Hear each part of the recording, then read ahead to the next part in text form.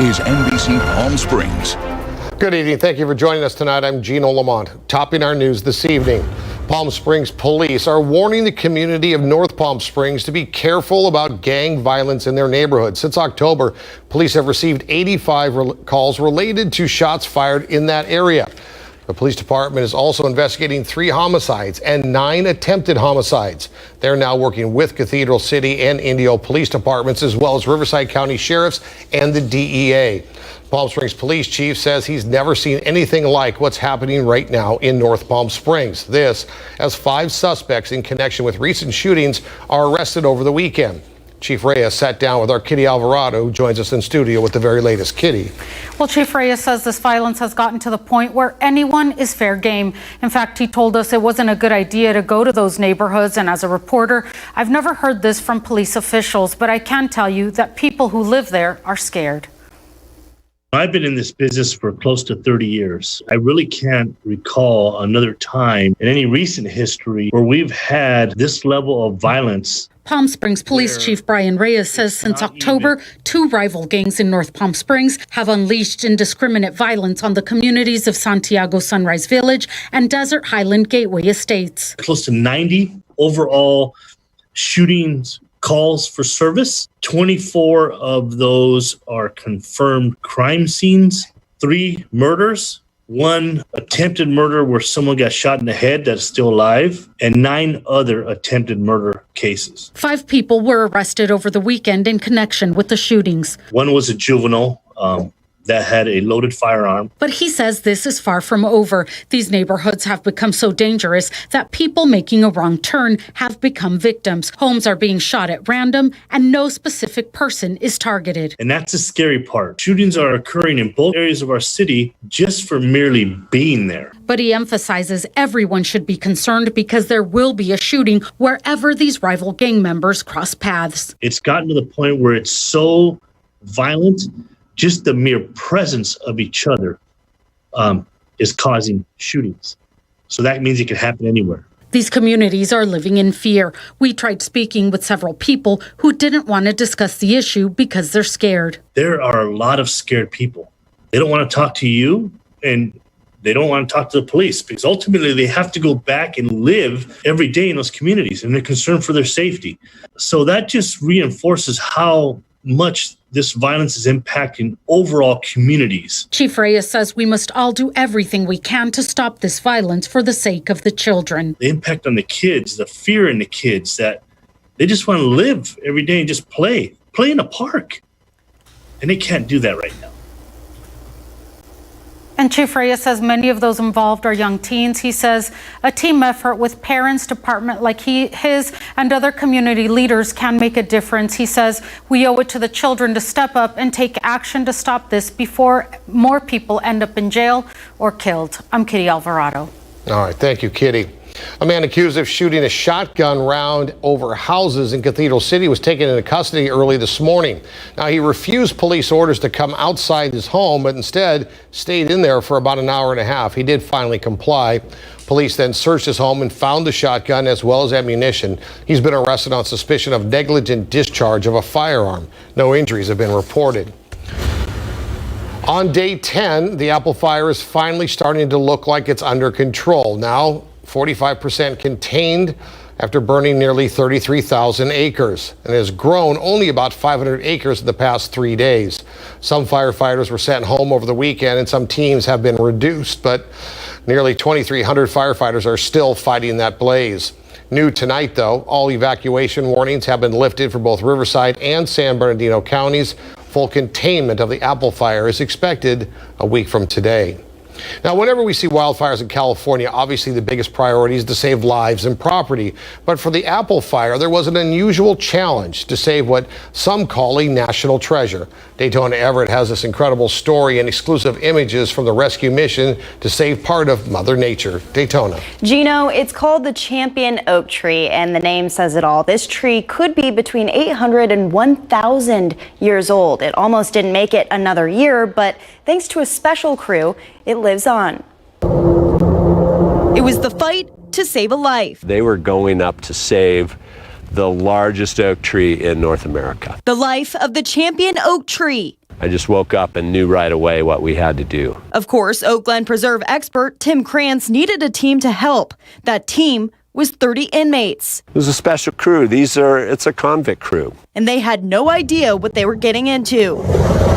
It's 3,000 feet of vertical. It's a 45-degree angle. Full sun. These fire crew guys are lugging chainsaws and fuel and picks and shovels, dressed in full fire gear. The guys get to the base of the tree and look up. It's 43 feet in circumference, about 100 feet high and 100 feet wide. With the fire quickly approaching, and here's the helicopters doing drops just 100 meters upslope from us. it was time to get to work. Really exciting with the helicopters right above us and the guys working hard. And it took them about 2 hours of work for 30 guys to clear that brush and save the tree. Really made us all very proud, I think. There were still some spot drops today. They're taking water from the pond nearby and using it to keep everything under control. But everything is under control in Oak Glen. Good for them. For NBC Palm Springs, I'm Daytona Everett. All right, thank you, Daytona. Here's a closer look at U.S. Forest Service at the retardant dipping stations that are used by those firefighting helicopters. Now, the helicopters will fly up to the stations and replenish their supply of retardant before heading back to the fire lines. The air effort has been key in stopping the spread of this fire because of the remote nature of where the apple fire was burning. Taking a live look now, courtesy of our Agua Caliente Casino cam, you can see the sky's not quite as smoky, but Mike found some exciting smoky clouds over the weekend. He joins us now. Hey, Mike. Hey, Gino, this is what's called a Pyrocumulus Cloud. Nothing like that out there right now, but we saw plenty of those, especially last Friday and Saturday when this fire first exploded. Lots of questions about it. We've been getting lots of photos into the newsroom. Here's what a Pyrocumulus Cloud is, aside from something that just makes you smart by saying it, is a cumulus cloud, very similar to what we see in the summertime when we see those afternoon thunderstorms popping up. There's moisture inside of those trees and those bushes, even though a lot of times we're talking about how the fire is moving through dry brush. Even the root structures still have moisture in there, and as heat is applied to that moisture has no choice but to rise up into the atmosphere, very similar to what we see during a thunderstorm. It attaches to the ash and actually becomes a molecule and creates these monstrous clouds. Now, just like a cumulus cloud that's associated with a thunderstorm, when it gets to a certain height, it's got nothing to do but collapse. And many times we get a couple things that happen there. We'll get some dry lightning, especially in the vicinity of the cloud, which can actually start other fires. Thankfully, that did not happen this time around. And you can also get what are called downdrafts. When the cloud collapses, just like it does during a thunderstorm, when the air hits the ground, it disperses, and that can actually take some of that hot ash and send it out in the vicinity of the fire and create new fires as well. Very interesting science there, and happy to report nothing of the sort happened. By the way, in case you're interested, there's also something called a pyrocumulonimbus cloud. When you get enough moisture in there, this actually can rise up into the atmosphere and create its own weather. A shower can come down, and in some rare instances, it's actually put out the fire. But for the most part, they're not that great. Here's what we're taking a look at right now. Apple fire forecast tonight. Looks like we're going to be seeing minimum humidity getting down to about 10 to 15% on Tuesday. It's dry out right now. We are seeing those wonderful recoveries back up to 25% overnight, and some good news headed our way on that. I'll tell you about it in a moment. Isolated gusts will get up to about 30 miles an hour this evening before they calm down, and temperatures a lot cooler than they were this time last week as well. It looks like above 6,000 feet, firefighters will see about 78 to 88 degrees maximum temperatures. Take a look outside right now, not even anything remotely like that. 111 degrees at Palm Springs International. Easterly breeze coming in about 10 to 15 miles an hour. We'll make that switch around to the north and northwest tonight, and humidity at 8%. It's a hot, dry August day out there. Tracking some changes as we put Futurecast into motion here. This is our next tropical storm, Idelita, and it's right off of the tip of Baja right now. It's going to spend another day moving through some very warm, favorable water before it dissipates and just becomes a post-tropical storm. But what it will do is track some upper-level moisture across the southwest. That means we're going to be tracking some new monsoonal flow out towards Arizona and New Mexico, but it's also going to make us muggy as well. Next 3 days brought to you by Comfort Air. Show temperatures very similar to what we saw today on Tuesday. This will be the last of the overnights in 70s. Then as that moisture comes into the atmosphere, overnights are going to get muggy and stay in the mid-80s Tuesday and Wednesday. It gets hotter and more muggy beyond that. I'll tell you the whole story coming up. All right, thank you, Mike. Well, Palm Springs Unified School District is entering its first full week of online education, and families are still adjusting to the new school year. For many, technology has been the issue, but the district says those problems are decreasing every day as they continue to work with our families. Olivia Sandusky joins us now with the very latest on that. She's at Raymond Cree Elementary School. Olivia. Gino, schools had a little more time to prepare for this online semester, but that doesn't mean we haven't seen just a few technological issues throughout this last week. I did speak with some students and staff that work here in the Palm Springs Unified School District to see just how they're dealing with those issues. Well, I think it's going well. Emily Blackwell just started 8th grade at Raymond Cree Middle School. Her mom says they haven't had any issues connecting online, but have had to make some changes. I just make sure everyone except for my other daughter is off, and the only two people online are them. And I guess that's what you have to do until at least they get out of school, and then anybody can go back on after that. For families with Wi-Fi issues, Palm Springs Unified has given out over 4,200 hotspots since March, covering about 18% of their student body. And the district's director of technology has been busy helping families get connected. We have 22,500 students. I'd say we fielded about 120 questions about parent can't connect, parent has to work, can't help the kid do the Zoom. Carr says parent involvement has increased tremendously this year, something Jennifer is experiencing firsthand. No doubt. We do have one parent in the home. They get this home. I actually work, and then he's here to watch or if they need help. They're pretty self-sufficient, very self-motivated. I think it would be a little bit more of a struggle if they were, say, in 1st grade or 2nd grade. For parents in need of help, PSUSD offers technology resources throughout the week. And Carr says he's now gathering data to help teachers get more information about their students as well. So I can see the time the student logs in, the time they access their content, how much time they spend accessing their content, either one way or two way. And so we're going to start generating data on that to see which pockets of students are doing really, really well and which ones need more support.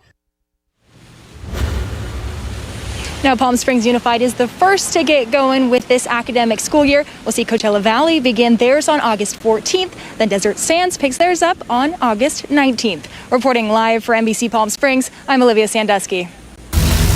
Coronavirus coverage brought to you by East Valley COVID-19 testing site, serving residents of eastern Coachella Valley.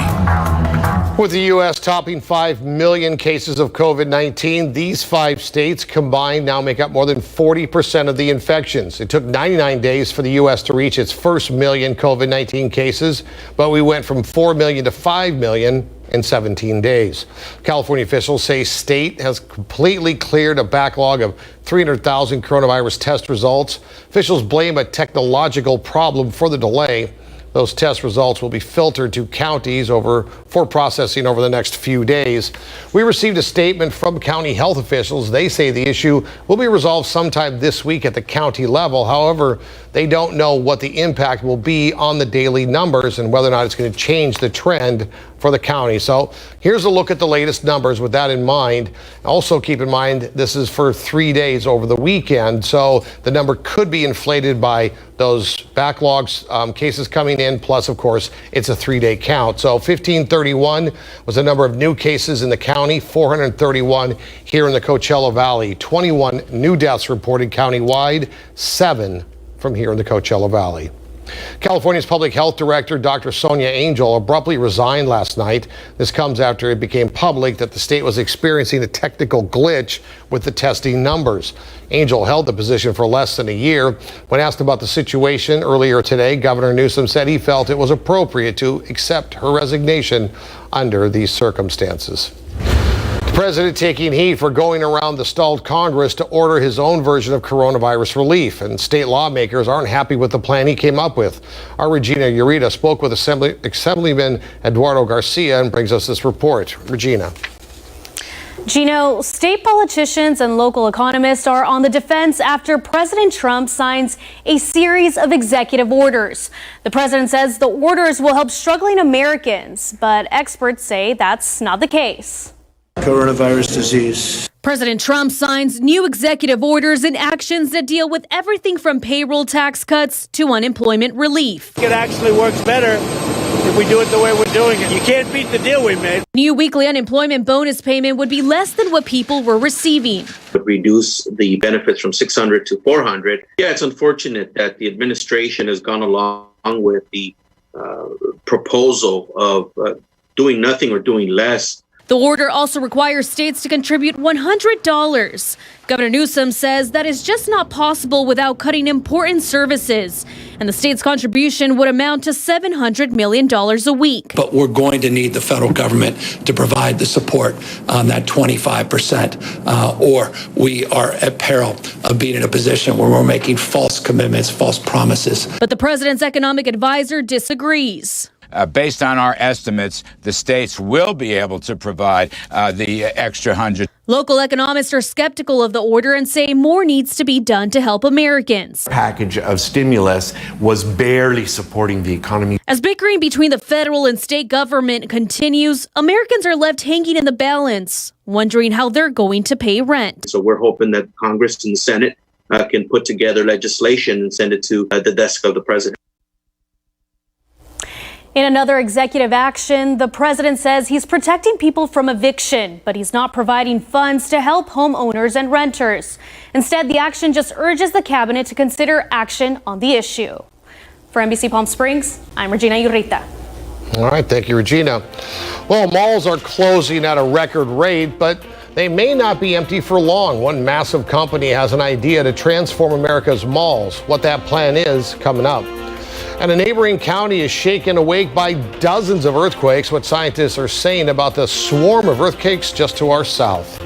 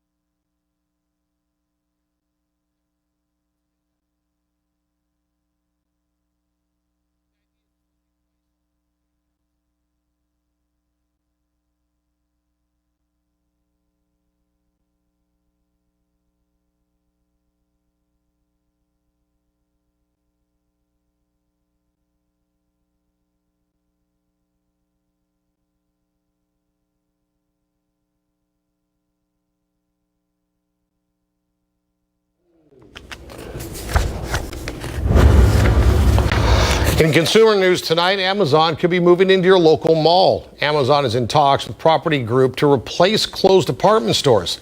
Simon Property Group is the largest mall owner in the country, and Amazon would convert former or current JCPenney or Sears stores into distribution hubs. That way, Amazon would get more space closer to where customers actually live, which would speed up shipping times.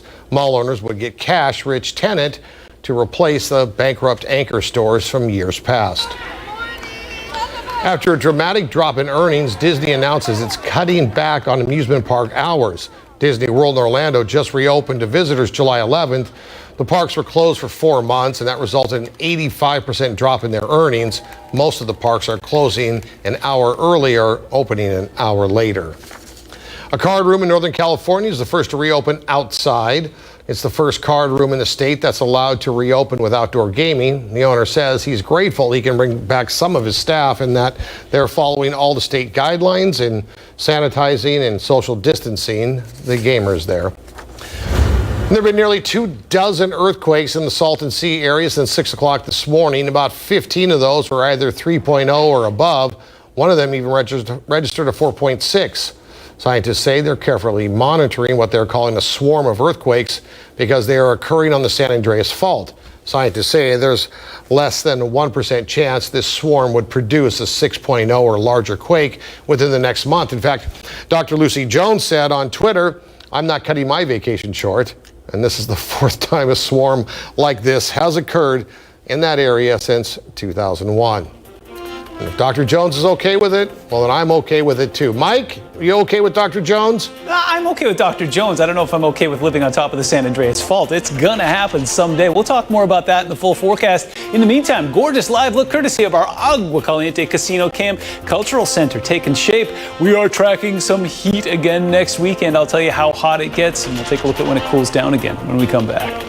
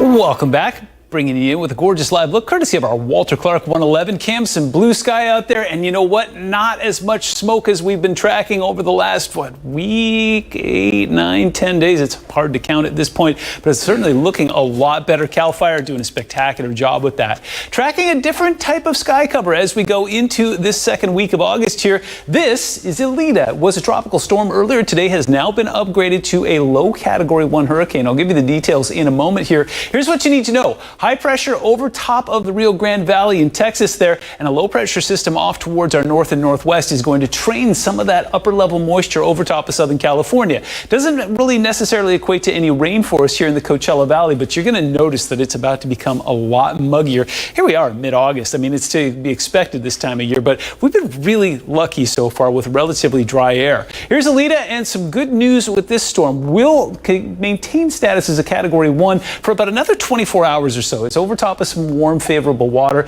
The further north and west it goes, though, it's going to encounter cooler water and some wind shear that's going to basically take it apart. So not expecting any trouble, especially for our friends in the Hawaiian Islands there. But as I mentioned earlier, what it does is it takes moisture and brings it back into the southwest. It's something we haven't seen a whole lot of. Even our friends in Arizona haven't seen a lot of monsoonal flow. They'll start to see that tomorrow. We'll see temperatures go up into that 110 to 113 range with some light afternoon flow. And then as we go towards Wednesday, then you really start to notice it. Scattered thunderstorms across Arizona, including up into the northern portion of the state there. We'll see some showers offshore and some breezy afternoon winds. So what it does for us here, I'm not expecting any rain, but what you notice is as we go through the week here, those dew points are going to get up into into that 50-degree range. It's going to be muggy and uncomfortable. Speaking of earthquakes, we were talking about that earlier. It was very active from about 6:30 this morning until about 9:13, and a couple of those in that 4 and 4.6 range. Just a reminder, have a plan in place, especially this time of year. Try and keep at least a half a tank of gas in your car, because if we have a major earthquake and a major power outage, that could be your only source of air conditioning. You're going to need it this weekend. 112 was our high today. 107 is the norm. We were 1 degree below average in the overnights. We're doing all right now. 106 in Thousand Palms, 109 at the airport. Quick cooling tonight, but setting ourselves up for some mid-70s tomorrow. And temperatures very similar to what we saw today. 111 here, 101 in Joshua Tree, and 78 in Big Bear. Your Comfort Air 7-day forecast shows some rather uncomfortable weather on its way. We're going to be warm and muggy. Check out those overnights in the upper 80s Friday and Saturday. Relief arrives next Monday.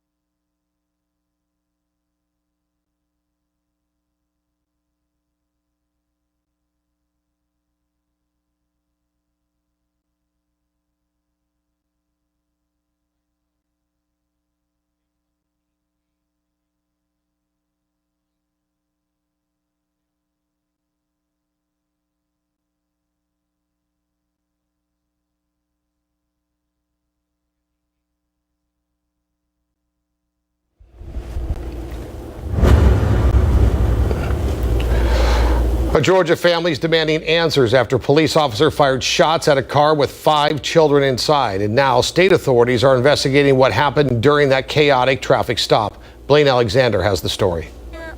This is what they shot at, bro. This video shows the chaotic aftermath of a confrontation between South Georgia police and a car full of minors. They're shooting at them. For what? You know their kids. You see their kids and you still shooting? State officials are investigating what led up to an officer shot at her, firing repeatedly at the vehicle. These are kids. These are minors.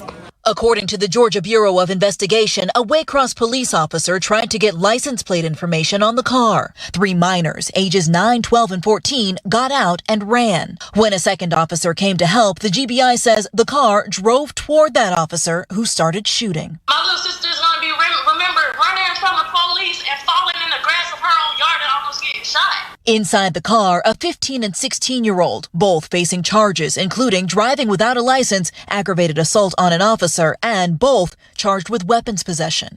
Their father told a local station the gun was in the glove compartment and registered to their mother. Those are children, man!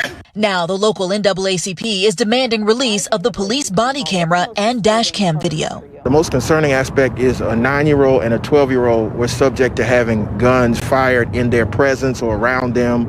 And so our concern is the level of force that was used. The GBI says no officers were injured and 2 have been placed on administrative leave.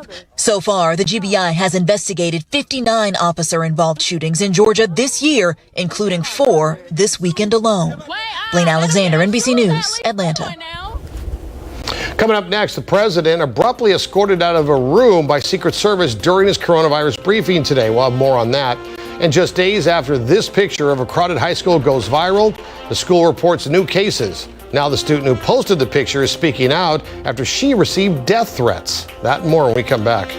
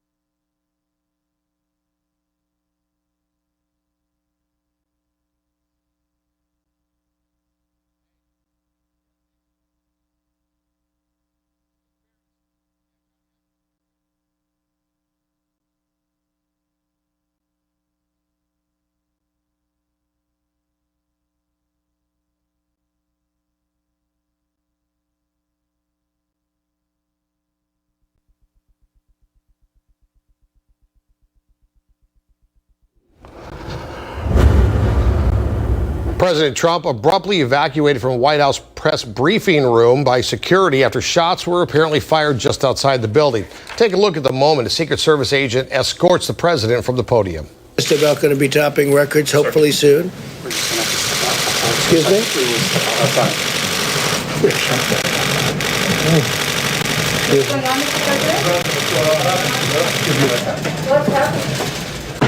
When the president did return a few minutes later, he said the Secret Service had fired shots at an armed suspect. That person was taken to the hospital. He also said the armed person was outside the fencing of the White House. President Trump says he was not taken to the bunker, but just back into the Oval Office after he was evacuated. All right, taking a live look now, courtesy of our Agua Caliente Casino Cam, downtown Palm Springs. Let's check in with NBC Palm Springs Chief Meteorologist Mike Everett for the latest in your AccuWeather forecast. Mike. Gino, interesting thing there as we're looking at that camera. When you think about it, we've already had the longest day of the year on the summer solstice, and now the days are starting to get shorter. They're not getting any cooler, though. In fact, we are tracking temperatures that are running well above average once again today. 107 is the 30-year average for this time of year. We got up into that 110, 111 range, and this is the good part of the week. We are tracking some changes that are going to make us unfortunately warmer, but also increase humidity as we go into the second half of the week. I'll give you the details on that in a moment. Here's what we've got right now. Winds coming in from the north-northwest about 12 to 15 miles an hour. Sustained, they'll gust up to about 25, 30 in our more wind-prone spots tonight. Pretty typical summer day. Humidity down to about 7%. It is very dry along with that heat that we've got out there. Tracking some changes as we go into the second half of the week here. I'll move Futurecast up and introduce you to Elida. This is a hurricane now. It was a tropical storm earlier today,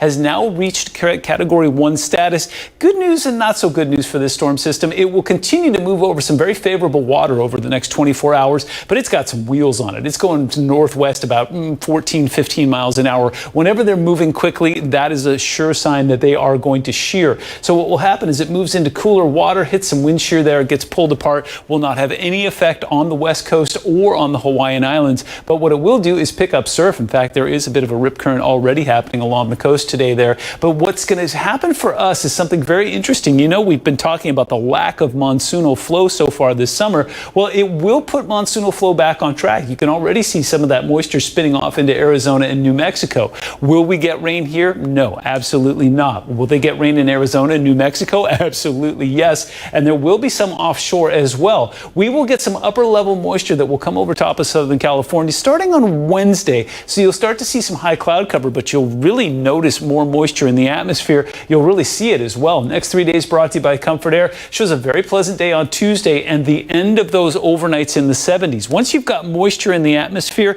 it can't go anywhere overnight, and so it puts those overnights into the mid 80s starting on Wednesday and Thursday. Despite the fact that the daytime temperature won't be that different, it's going to be those early mornings where you'll notice the difference. You'll feel it in the evenings as well. It gets warmer and, believe it or not, more muggy as we go into the second half of the week. I'll walk you through that, help you plan for it, and more importantly, when we can expect these numbers to go back down again coming up in your full forecast. All right, thanks, Mike. More than 97,000 children have tested positive for COVID-19 since mid-July. That's a 40% increase in the number of pediatric cases since the pandemic began.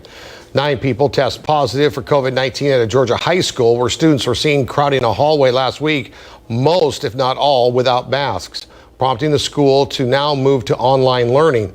The student who took and shared the photo was suspended by the school. Her punishment has since been lifted. She says she's now getting threats for sharing the picture that ultimately went viral.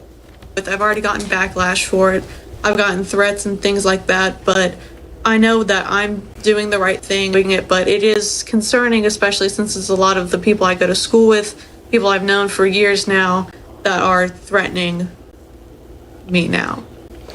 6 students and 3 staff members tested positive for COVID-19. The district says that number is expected to grow as they await results. New York authorities are pulling drivers over at checkpoints near the Holland Tunnel. It's one of several crossings into the city where travelers may be stopped to fill out a health form.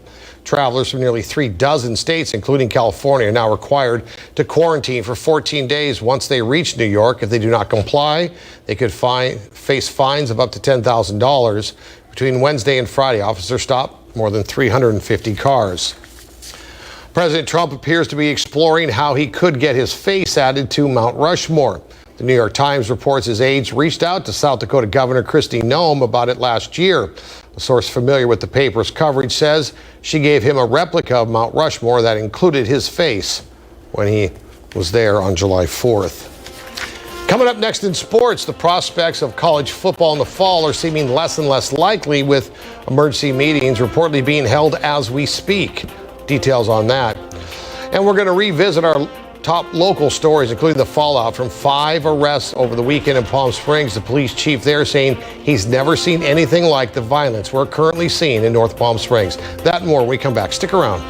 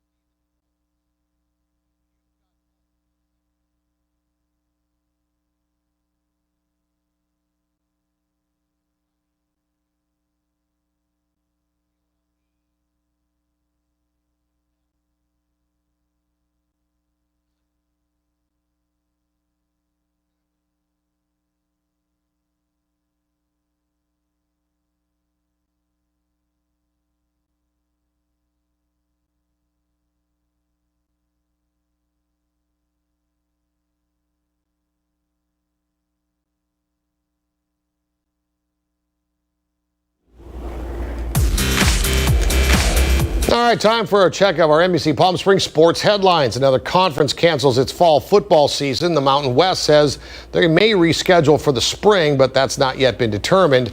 Some of the schools that play in the Mountain West include Boise State and several California state schools like San Diego State and Fresno State. Over the weekend, the Mid-Atlantic Conference became the first FBS conference to announce they're not going to play any football in the fall. There are also reports that the Big Ten may cancel their upcoming season in the next few days, but the conference is denying any official decision has been made. The president says he wants to see college football in the fall. The president took to his Twitter account saying, quote, "The student athletes have been working too hard for their season to be canceled," end quote, adding the hashtag, "We want to play." Yesterday, a highly contested final date, Pga Championship at TPC Harding Park in San Francisco. Colin Morikawa pulled away in the final holes to take the win. He finished the tournament at 13 under, 2 shots better than second place finisher Paul Casey. Morikawa eagled 16 after driving the green and leaving himself about a 10-foot putt, which he of course buried. Morikawa is a San Francisco local. He played college golf at UC Berkeley. This is only the second major appearance for him, and it was a big win. Some good news from the NHL, another round of testing and another round of no positives. This is as the Stanley Cup playoffs are set to kick off tomorrow. The NHL tests both players and staff every day, amounting to more than 7,000 tests between August 2nd and 8th. 2 different bubble sites are set up in Canada, the Western Conference teams in Edmonton and the Eastern Conference teams in Toronto. It's a quick check of your sports. Mike standing by with a look at your forecast. Mike. Gino, I got a gorgeous live look for you, courtesy of our Agua Caliente Casino Cam, and it's what you're not seeing that's the big story tonight. There is still some smoke there, but nothing to the extent that we've seen over the last 10, 11 days. That's some good news. We're going to be tracking some not so good news in the weather department when we come back, but we got it covered. Details when we return.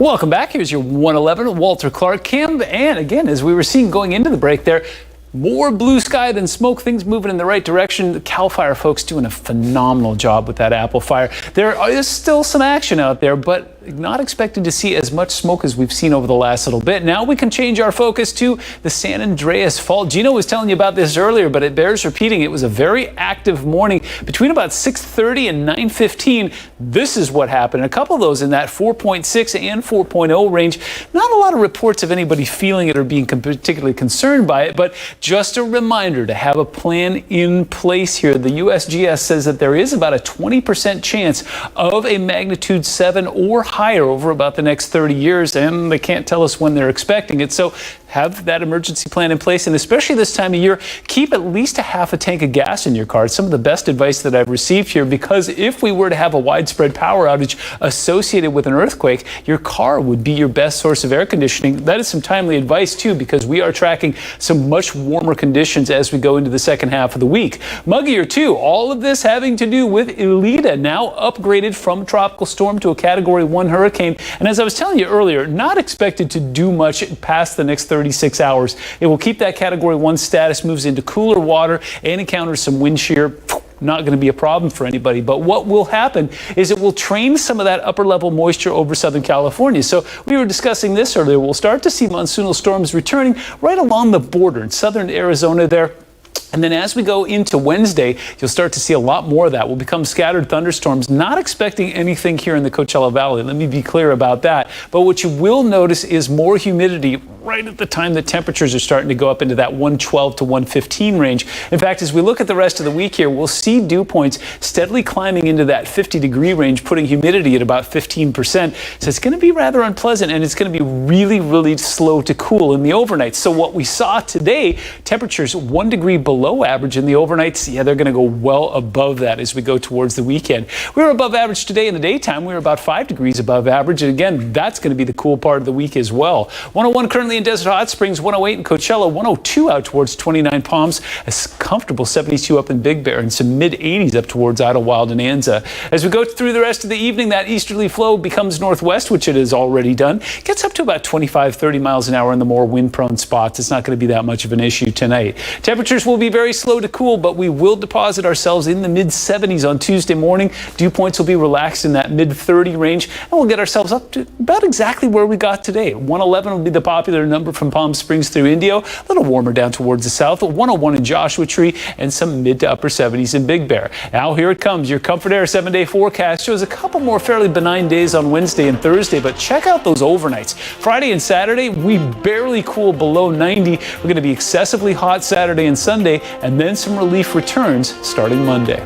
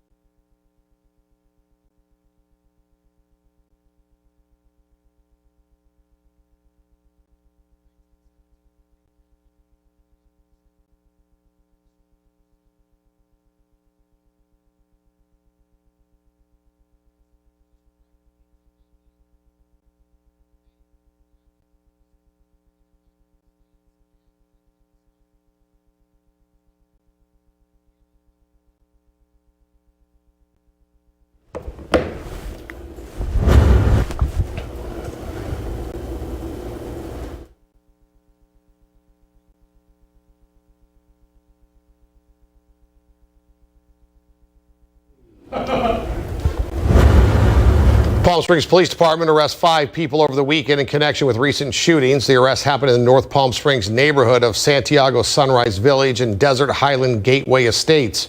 Police Chief Brian Reyes says 2 rival gangs are responsible for the recent shootings, and the increase in violence in the community is living in fear tonight. It's gotten to the point where it's so violent, just the mere presence of each other is causing shootings. So that means it could happen anywhere. It could happen in neighboring cities. So people need to be aware of that. Reyes says since October, there's been close to 90 shooting calls for service, 3 murders and 10 attempted murders. He's calling for everyone's cooperation, from parents, police, to community leaders, to try to stop the violence. Palm Springs Unified School District now in its first full week of online learning. The district gave out more than 4,200 Wi-Fi hotspots to their students and have been helping families with technology issues. The director of technology also says he's compiling data to give teachers more insight about their students. So I can see the time the student logs in, the time they access their content, how much time they spend accessing their content, either one way or two way. And so we're going to start generating data on that to see which pockets of students are doing really, really well and which ones need more support.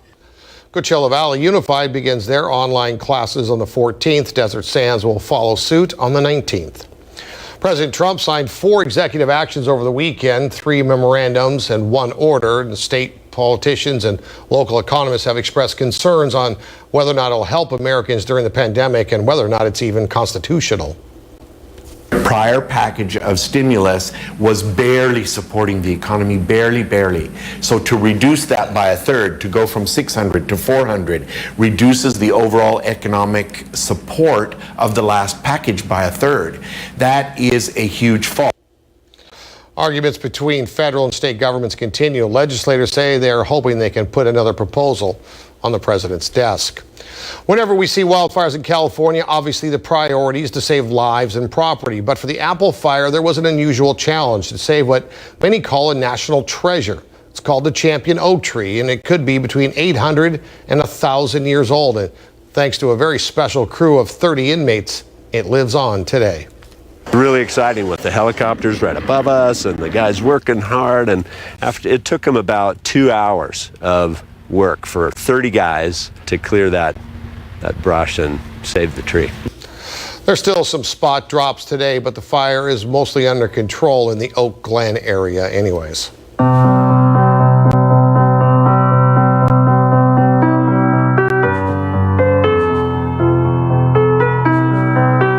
Our Desert Pass is brought to you by Mike Thompson RV. Your adventure starts here. It's been nearly a century since the Great Depression, and the Dust Bowl forced thousands of Americans from their homes in search of a better life here in California. And many passed through the desert on the newly paved Transcontinental Highway, Route 66.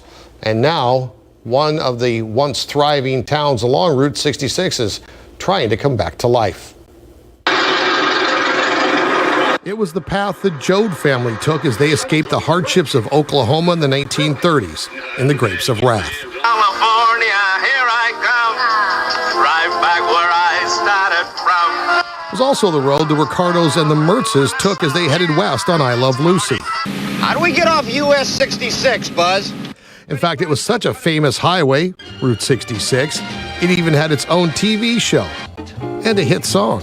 Get your kicks on Route 66. And what they all had in common as they finally entered the Golden State, all these travelers ended up going through and often stopping in Amboy. So Amboy became the vital travel thing to Southern California.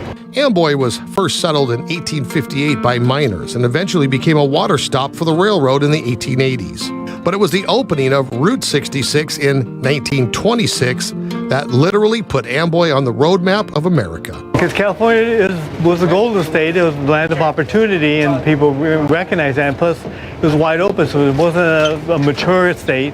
Population very little, so people just come in there for opportunity. With all those travelers suddenly heading west, someone else found a different type of opportunity. His name was Roy Kroll, a longtime Amboy resident. He saw dollar signs in each passing car. Entering California through the Mojave Desert was a shock to the older vehicles and their passengers, so Roy decided to make Amboy an oasis. Roy, he ended up really running the town, and he had 2 daughters. One daughter, Betty, married Buster Barris, and so that's how Buster got involved with the town, even though Roy was really the founder of the gas station. And if you outside, we have that Roy sign that ends up built in 1950. That's an iconic sign of Route 66. The only stop for miles around, Roy and Buster and Betty built a small empire in the desert. Gas station, auto repairs, cafe, motel, and cottages. Amboy boomed, and so did competition. Soon, a Texaco opened and then a Chevron station, and Bender's one-stop gas station and camp, which billed itself as comfort on the desert. Mainly as the basic comforts of life, which is room, board, food, and gas, and repair for your auto. The book, The Silence and the Sun by Joe DeKehoe, details the growth of Amboy and includes many of the historic photos in this story. Population of this wide spot in the road climbed to 65 people. And soon there was a need for a post office, a Catholic church, and even Amboy Elementary School. This picture showing the class of 46. Traffic flooded the small town and others like it along Route 66, and that is what led to the demise of Amboy.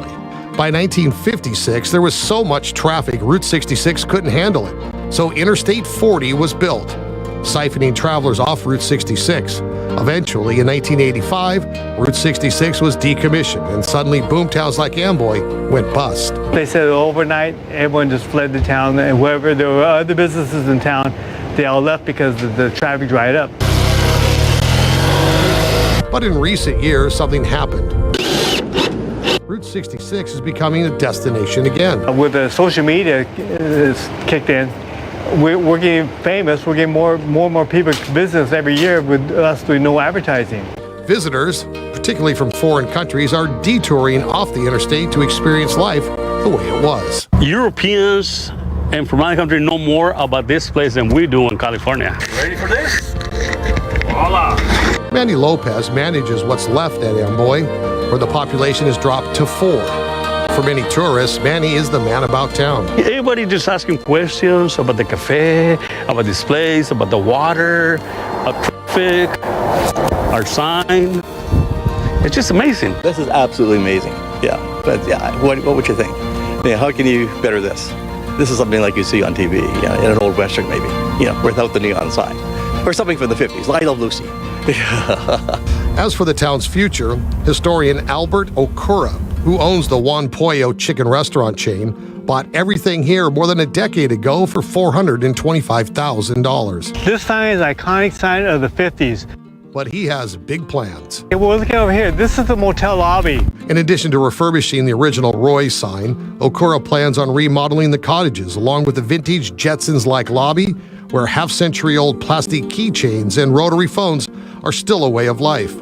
Gas again is being dispensed from the historic pumps, and as soon as he can get a reliable water supply, Okura wants to reopen the original cafe, complete with the old counter stools that have been empty for decades. Though time and vandalism has taken its toll on Amboy, he says there's still a lot of life left in this old town. I believe it's my destiny, and that's why my goal is to keep Amboy as pure as I can and keep it more as original.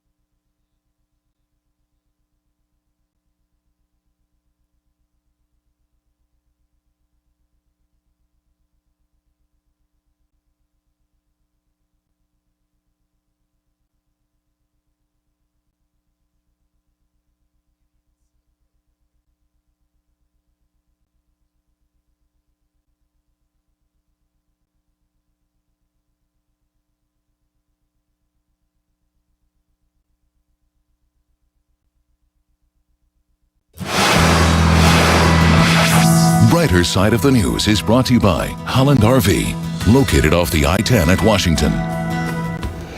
On the brighter side of the news tonight, get ready for an all-natural light show in the night sky, the Perseid meteor shower. It's considered the Northern Hemisphere's most popular meteor shower based on recent polling. Active since July, but its peak is tomorrow night into Wednesday morning. If you can't get out to have a look at it, you might still be able to catch a glimpse of the Perseid meteors the following 2 nights. Perseid meteors are caused by dust and debris left behind the tail of the comet Swift-Tuttle. Now, we just had a comet go through our night sky too, right? Yep, because that's something completely different. The comet is stationary. Huh? Yeah. You should go outside sometime. It's amazing. The comet's not moving? No, it was. I mean, on a day-to-day basis, yes. But you know what a standard shooting star is. It's in motion. Whereas, the comet was just stationary in the night sky. All right, so get away from city lights. Yeah, go outside. Take a look at the stars. See you at 11.